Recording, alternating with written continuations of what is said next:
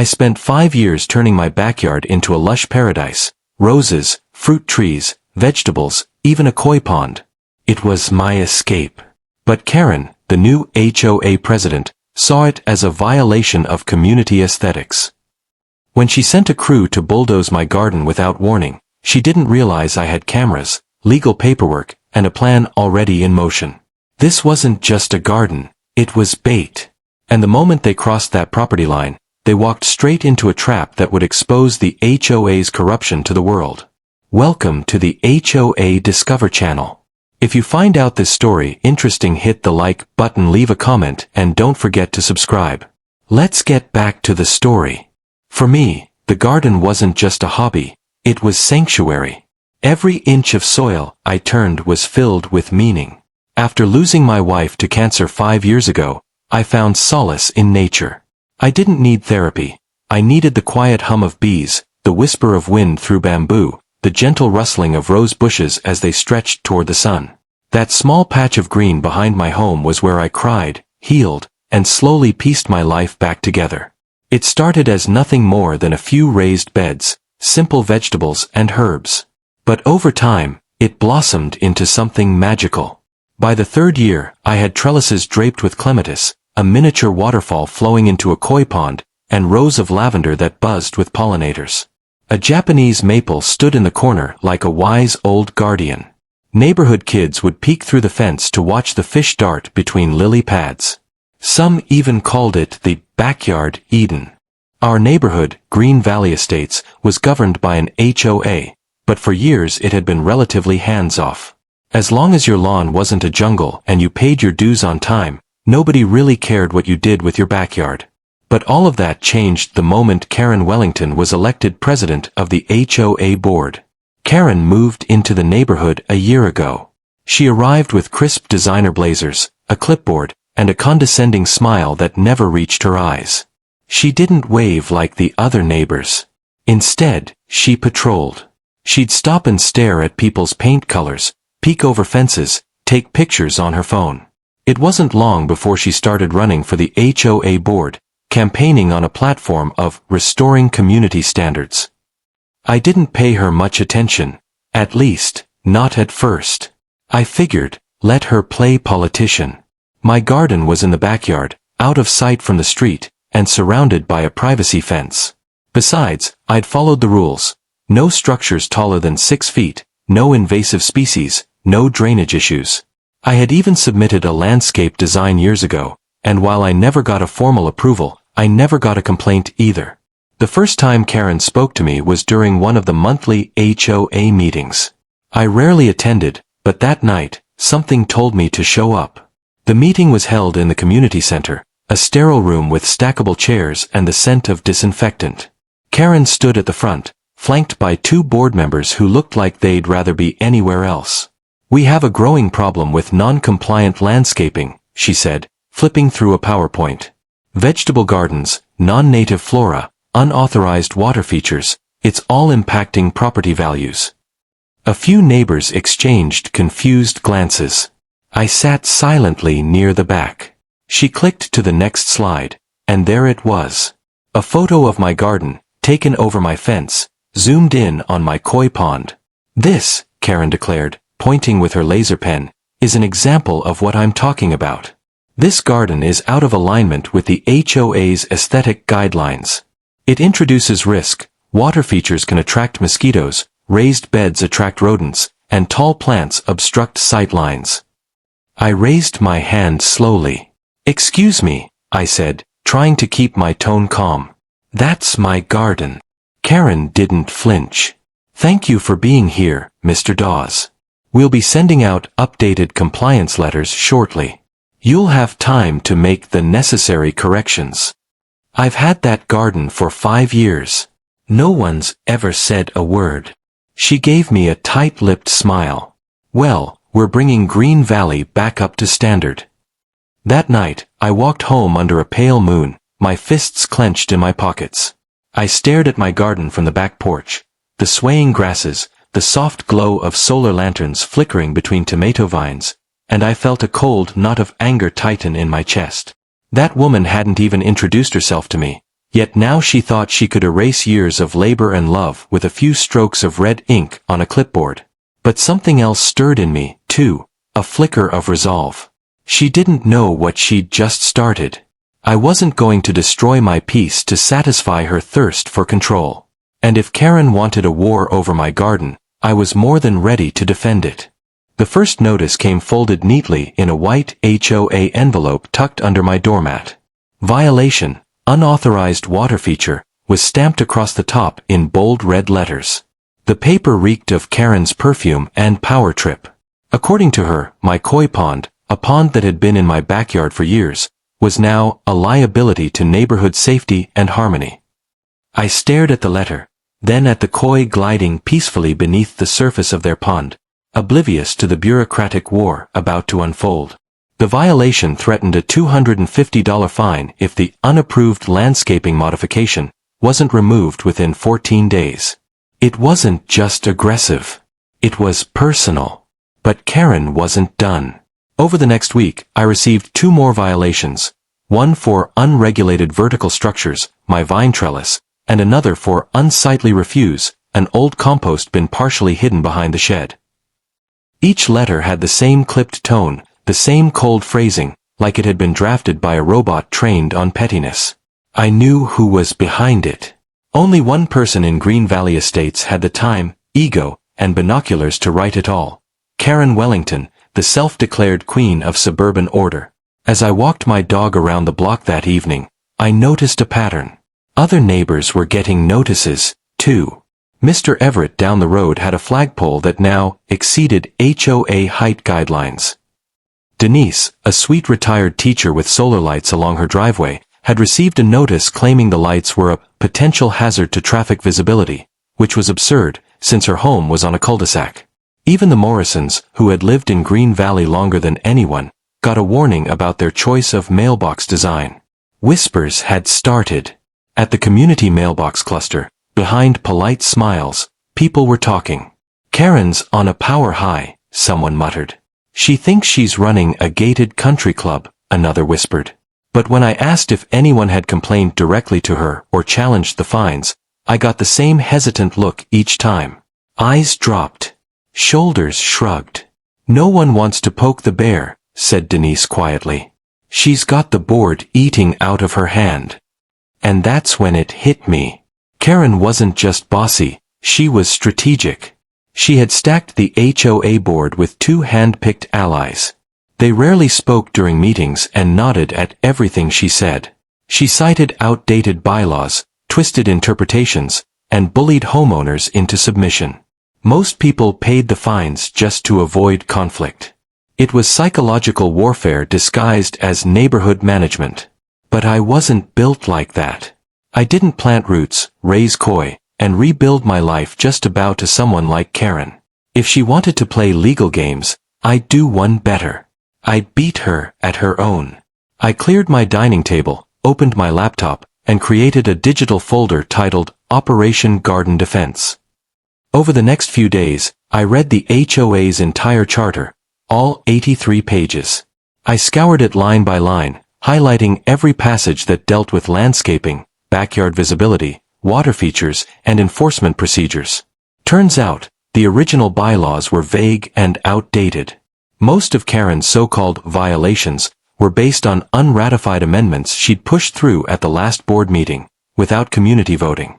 Even worse, some of them weren't recorded in the county housing authority at all.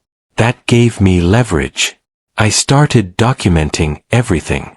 I installed 2 motion-activated cameras facing my backyard and gate, carefully positioned but out of sight. I took time-stamped photos of my garden, the pond, the trellis. I scanned every notice Karen sent and compared them against the HOA's own procedural steps. She was skipping process, issuing threats without proper notice periods or hearings. And then came the most important move. I reached out to Maggie Tran, a real estate attorney and HOA law specialist, who offered a free consultation. After showing her the notices, videos, and bylaws, she leaned back in her chair, smiling slightly. "Your HOA president is acting like a dictator," she said. "But you've got her cornered. If she sets foot on your property without a court order or a safety justification, she's trespassing. If she tries to enforce these notices without legal grounds, that's harassment. And if she damages anything? That's a lawsuit waiting to happen. I nodded slowly. It was time to prepare the trap. I wasn't going to lash out. I wasn't going to yell or fight her on her terms. I was going to let her walk into her own mess, like a mouse chasing cheese in a trap she thought she controlled. Because queens fall the hardest when they overreach their power. And Karen was about to learn that the hard way. The third violation notice arrived with a thud, this time certified mail. A bright orange sticker on the envelope read, "Final warning, enforcement pending." My hands shook as I opened it. Inside was the most aggressive letter yet. You have failed to comply with previous notices to remove unauthorized landscaping, including, but not limited to, unapproved water features, trellis structures, and non-native vegetation. If compliance is not achieved within 72 hours, the HOA reserves the right to take corrective action at your expense. This includes, but is not limited to, third-party remediation services. I reread that sentence 3 times. They were threatening to bring in contractors, likely without a court order, to forcibly alter my property. I set the letter down and stared out the window at my garden. The roses were blooming in a wave of reds and oranges, and the koi drifted lazily under the willow fronds. It was a peaceful scene. But now, it felt like a battlefield about to be invaded. That evening, I ran into my neighbor Jim while walking the dog. He looked tense. "You got the orange letter too, huh?" he asked. I nodded. "Final warning. They're threatening to bulldoze my yard." He lowered his voice. "Word is, Karen's already lined up a landscaping crew. Not HOA employees, some private company she hired personally." My stomach twisted. "Is that even legal?" He shrugged. "She's Karen. She'll twist it to sound legal. But she's serious this time." The neighborhood was buzzing with quiet fear. More neighbors confided in me. Karen had been dropping passive-aggressive hints at the park, warning about big changes coming soon. Others saw her pointing at houses with clipboard in hand, talking to men in work boots parked in unmarked vans. That night, I couldn't sleep. Every creak outside made me reach for the curtain. I imagined waking up to the roar of chainsaws and backhoes destroying everything I'd built. The very thought made my blood boil. But I wouldn't give Karen the satisfaction of seeing me panic. I had planned for this. It was time to finish setting the trap. The next morning, I called Maggie, the attorney. "I just got a final warning," I told her. "They're threatening to come onto my property." She paused. "Do you have signs posted?" "Not yet. Post them today. Private property. No trespassing. Make sure they're visible. And record everything. If they set foot on your land without a court order or proven emergency, we'll hit them with a trespassing suit and damages." I hung up and got to work. I printed out laminated signs from the local office store and staked them along the inside and outside of my fence. Private property. No trespassing. Violators will be prosecuted. Then, I checked the cameras, motion activated, night vision capable, all feeding to a secure cloud account. I even added a new one angled directly at the gate. I documented everything. Time-stamped photos, a spreadsheet of every violation letter, emails to and from the HOA, and audio recordings from the meetings I'd attended. Then I emailed the HOA board, excluding Karen, and requested a formal hearing, something the HOA charter allowed if a member disputed enforcement. I knew Karen would likely ignore it, but it put me on record as being cooperative. It also gave me another legal edge. By the next day, I noticed something strange. Karen's car had driven past my house 4 times between noon and 3 p.m. She didn't stop. She didn't get out. She just circled the block like a buzzard. Then on the 3rd day, just 24 hours before her deadline expired, I caught her standing across the street with a man in work boots and a clipboard. He pointed toward my backyard, nodded, and made notes.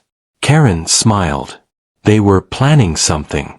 And now, I was certain, it was coming tomorrow. I left nothing to chance. That night, I put my phone on a tripod in my bedroom window, recording continuously. I tested all the camera feeds, charged a backup battery pack, and even left my lawyer a voicemail. Looks like tomorrow's the day. If anything happens, I'll send you the footage. Then, just before midnight, I walked into my garden one last time, barefoot on the cool stone path. I touched the moss on the stepping stones, ran my hand over the bark of the maple tree, and watched the koi swirl like living jewels. This place had healed me. I'd bled into this soil, emotionally and physically. I wasn't going to lose it to some HOA tyrant on a power trip. I knelt by the pond and whispered to the night. Let her come. She wouldn't be ready for what I had prepared. The morning air was thick with anticipation. I hadn't slept more than 2 hours. My body was buzzing, part rage, part adrenaline, as if I could already hear the sound of steel on stone. At 6:17 a.m., the first rumble shook the stillness. Through the curtains, I saw it.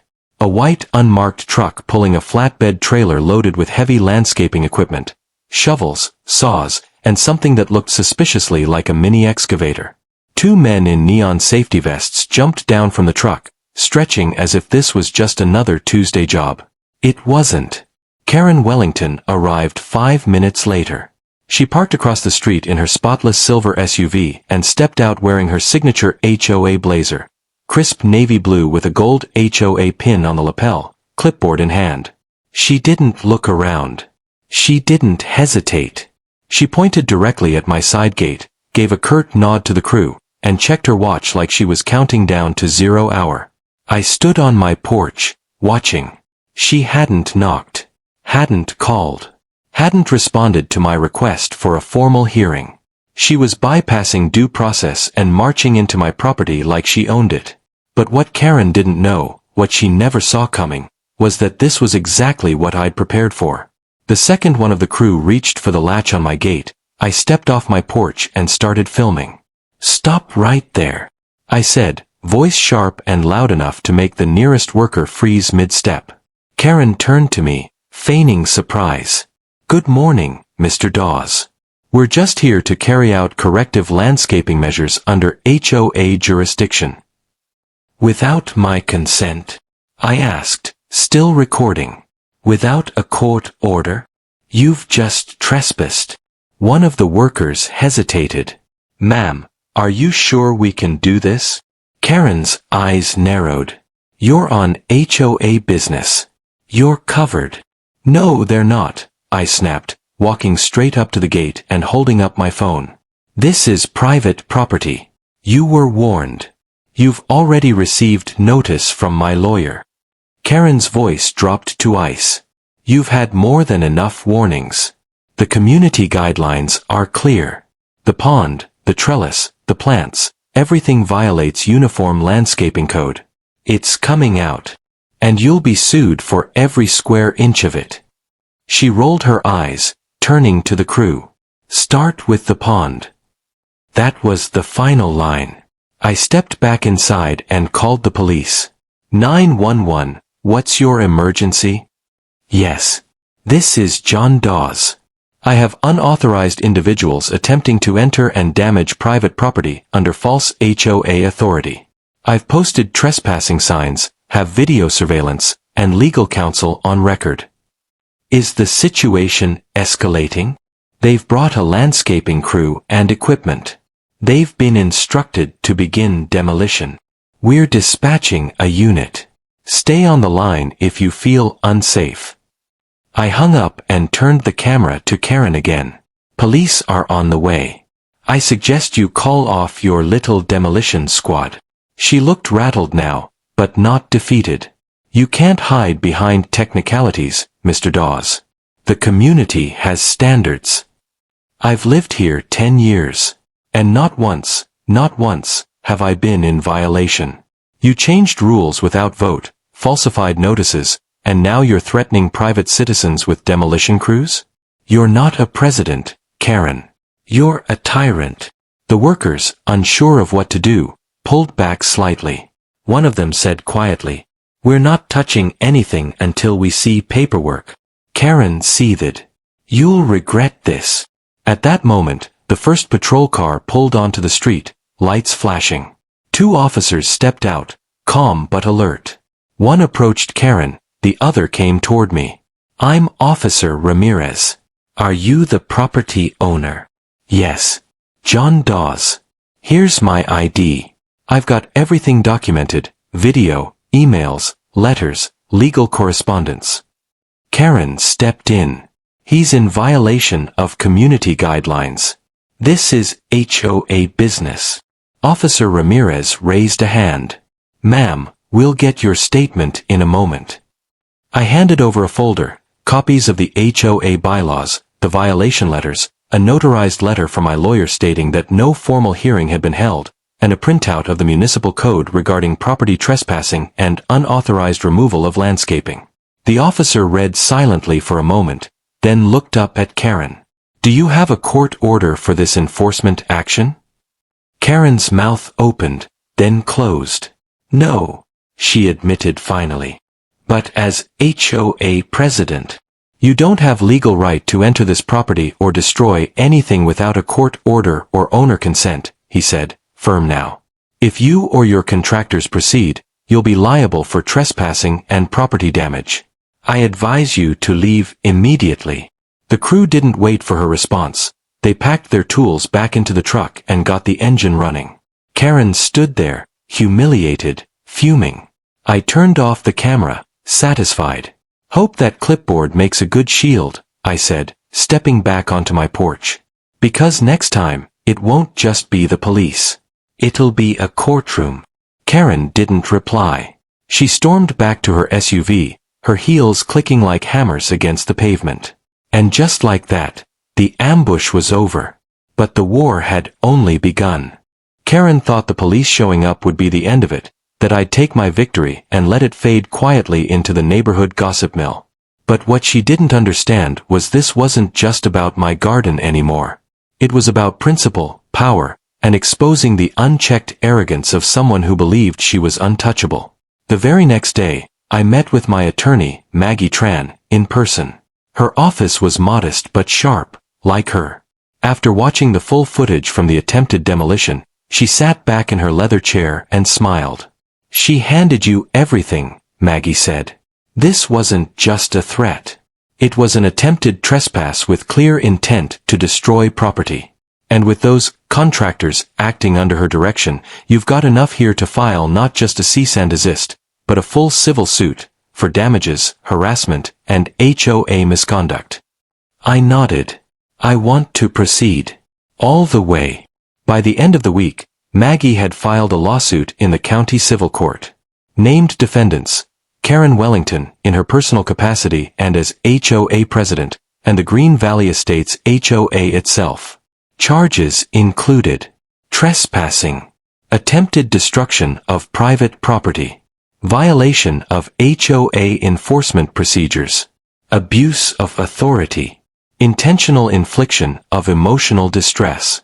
Maggie also filed an injunction, preventing the HOA from taking any enforcement actions against me or my property without court approval. But I wasn't done yet.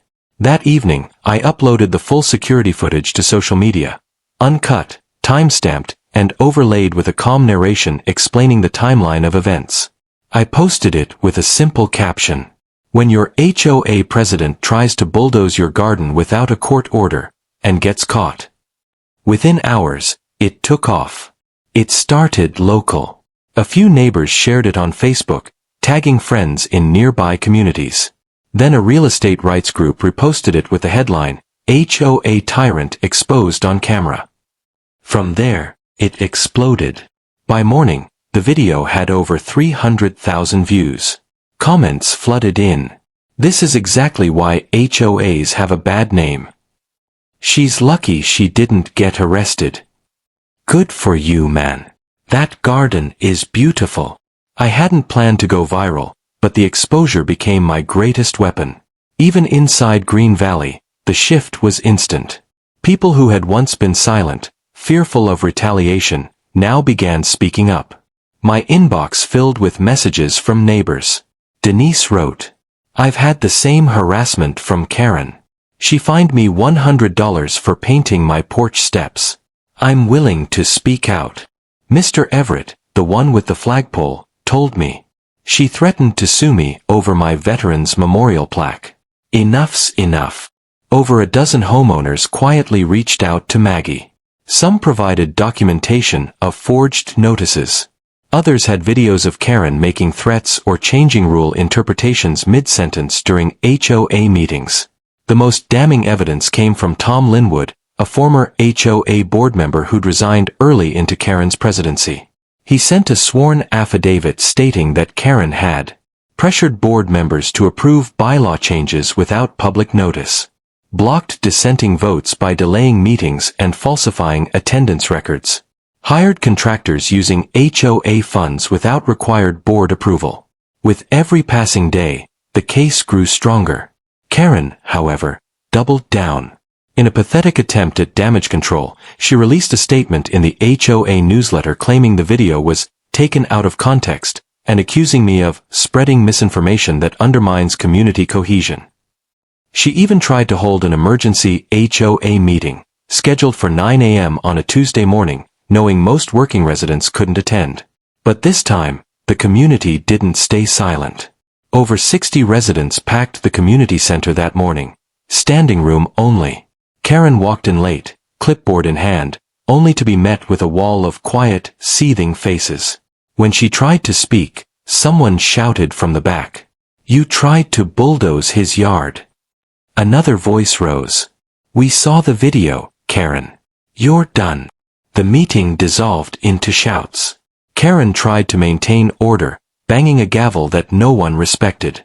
She looked around for backup, but her once loyal board allies sat frozen in their chairs, unwilling to meet her eyes. Maggie attended too, sitting calmly in the front row. When Karen refused to step down, Maggie stood and announced the lawsuit to the room formally. Murmurs turned to applause. The next day, Karen was served official court documents at her doorstep. 2 weeks later, she resigned as HOA president for personal reasons. But it wasn't over yet. The HOA itself would now face the court. Depositions were scheduled. Residents lined up to give testimony. And I, just a quiet gardener, was now leading the charge to clean house and rebuild a neighborhood with fairness, transparency, and dignity. Karen had tried to bulldoze my peace. Instead, she bulldozed her entire reign. The county courthouse was packed, more than I ever expected. Word had spread far beyond our neighborhood. Local news stations set up cameras outside, and a few reporters milled around the steps, whispering about the now infamous HOA garden bulldozer case.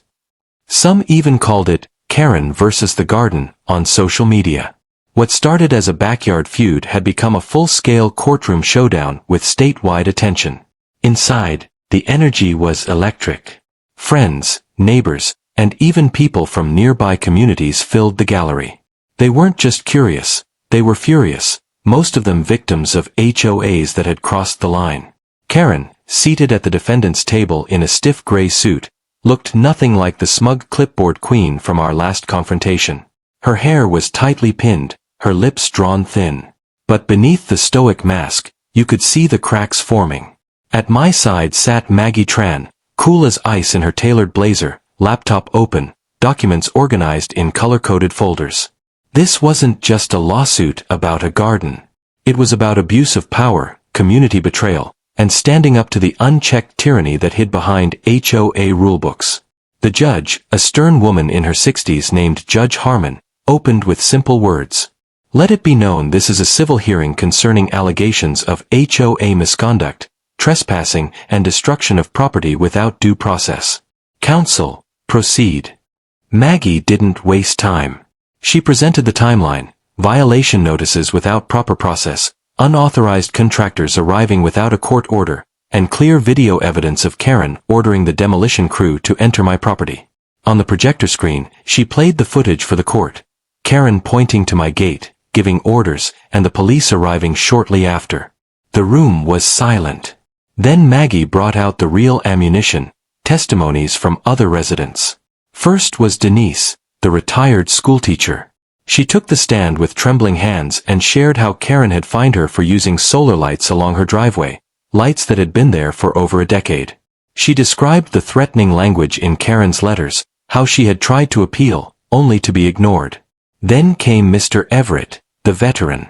He described how Karen had labeled his memorial flagpole as a visual obstruction, and forced him to remove a plaque honoring his brother who died in Vietnam. More residents followed, each with their own story of intimidation, manipulation, or flat-out lies. One neighbor showed emails where Karen had forged his signature on a fake board meeting attendance sheet. Another proved that Karen had hired the landscaping crew using HOA funds without the approval of the other board members, a direct violation of HOA financial bylaws. Each testimony cut deeper into Karen's already crumbling defense. When it was Karen's turn to testify, she stood slowly, clearly rehearsed but visibly unraveling. "I only acted in the interest of community standards," she said, voice trembling. "Mr. Dawes' garden posed a health hazard. I received multiple complaints. I was just enforcing what the HOA required." Maggie rose from her seat. "Can you provide written records of those complaints?" Karen hesitated. I don't have them on me." "So you don't have any documentation of community members reporting Mr. Dawes' garden as a hazard?" Karen swallowed hard.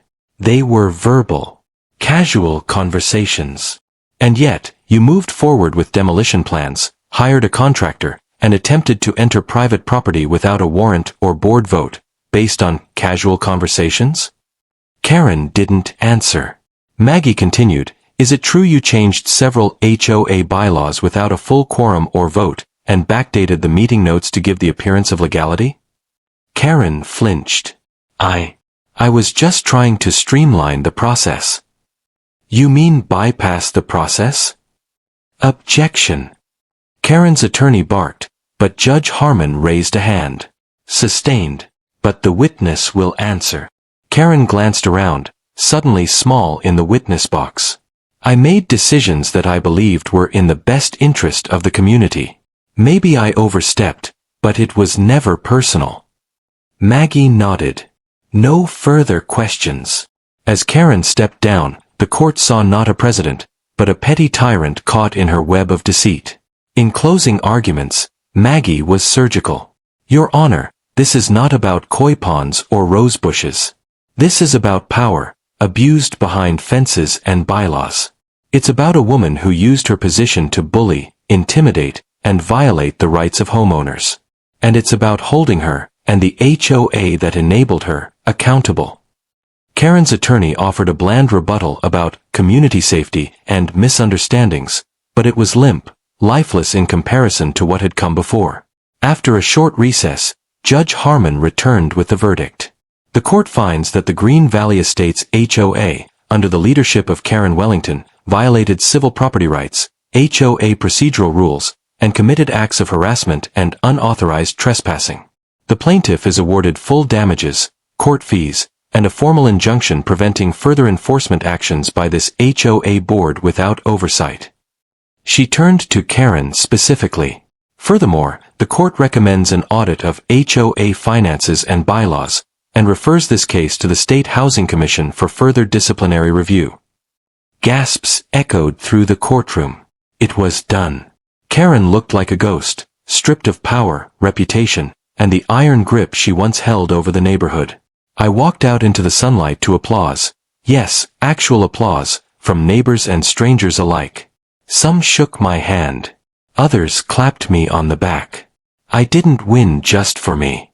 I won for everyone who had ever been bullied behind a picket fence and told to stay quiet. It was over. The storm had passed, but the neighborhood still trembled from its aftershocks. Karen Wellington's name was now synonymous with scandal. After the court ruling, she resigned from the HOA board officially, though it was clear she'd been pressured to do so. The judge's recommendation for a full audit uncovered even more damage: unapproved purchases, misuse of HOA funds, and a string of backdated documents that had clearly been altered to cover her tracks. The State Housing Commission opened a formal investigation. The fallout was swift. Karen was fined $30,000 in civil penalties and ordered to reimburse the HOA for unauthorized expenses. Her reputation, once carefully constructed and polished like her clipboard, was now in tatters. She quietly sold her home and left Green Valley Estates without so much as a farewell. No one waved goodbye. But the end of Karen's rule wasn't the end of the fight, it was the beginning of something better. For the first time in years, real change came to our community. With the old board dissolved and stripped of authority, an emergency meeting was held to establish a new, transparent and democratic HOA. This time, there were no secret votes, no backroom deals, and no fake rules pulled from thin air. We gathered under the oak trees by the community center, a town hall under the sky. Clipboards were replaced with open mics. The bylaws were rewritten, not by lawyers in hidden rooms, but with neighbors sitting side by side at picnic tables, discussing what really mattered. Maggie Tran, my attorney and now a bit of a local hero, volunteered to help draft a revised set of regulations rooted in fairness, homeowner rights, and transparency. Every member of the HOA would now have voting power. Notices would require 2 forms of communication, paper and digital, and every enforcement action would need photographic proof and a documented review process. I was nominated to the new board. At first, I hesitated. After everything I'd been through, I wasn't sure I wanted anything to do with HOA politics. But then I looked around and saw Denise smiling from the front row, Mr. Everett standing proudly by the flagpole, and Tom Linwood, once driven out by Karen, raising his hand in support. These weren't just neighbors. They were survivors. And they wanted me to help lead the healing. So I accepted. But my first act as a board member had nothing to do with bylaws or meetings. It had everything to do with a garden. I returned home the next morning, stood at the gate, and took a long breath. My garden had weathered the storm, but not without scars. Some of the trellises were damaged during the attempted demolition. A few plants had wilted from stress, and the koi pond liner had a tear from where one of the workers had stepped too close. But like me, the garden was still standing, still rooted, still alive. And this time, I wasn't alone. Word had spread about my plan to restore it, not just to its former beauty, but better. So when I stepped outside with a pair of gloves and a shovel, I found half a dozen neighbors already there. Denise arrived with a tray of seedlings, lavender, basil, marigolds. Mr. Everett brought lumber and offered to rebuild the trellis by hand. The Morrison twins showed up with watering cans and bright energy. Even some new families I hadn't met before came by just to help, their kids laughing as they carried bags of mulch. It became a weekend ritual. Each Saturday, someone new showed up. One week, a neighbor brought koi to replace the ones I'd lost. Another neighbor helped install a solar-powered irrigation system. Someone even donated a hand-carved wooden bench, placed right under the Japanese maple. It bore an engraving. From resistance grows resilience. The garden transformed, not just physically, but spiritually. It became a symbol of community, of standing up, of the quiet strength found in roots buried deep beneath the chaos. It was no longer just mine. It belonged to the neighborhood. One evening, as the sun dipped below the horizon and cast golden light over the pond, I stood there alone for a moment. The wind whispered through the bamboo. Fireflies danced between the lilies. The koi swirled gently beneath the surface, just as they always had. Peace had returned, not in defiance, but in triumph. We had rebuilt not just a backyard, but a community. Where fear once lived, now there was laughter. Where control once ruled, now there was cooperation. And in the heart of it all was the garden. My garden. Our garden. The one Karen tried to bulldoze, but instead, she only helped us grow stronger. She had walked right into my trap, thinking she could uproot me. Instead, she planted the seeds of her own downfall, and the roots of something far more powerful than she ever imagined. So in the end, Karen didn't just lose a fight. She lost her grip, her power, and her illusion of control. But what she couldn't bulldoze was spirit. Community. Roots. What began as one person defending a garden turned into an entire neighborhood standing tall against tyranny. We didn't just rebuild the roses, the koi pond, or the trellis, we rebuilt trust. We turned fear into action, silence into unity, and control into cooperation. And now, every time I walk through that gate and breathe in the scent of lavender under the open sky, I smile, because this garden wasn't destroyed. It was reborn. And from that rebirth, we all grew stronger.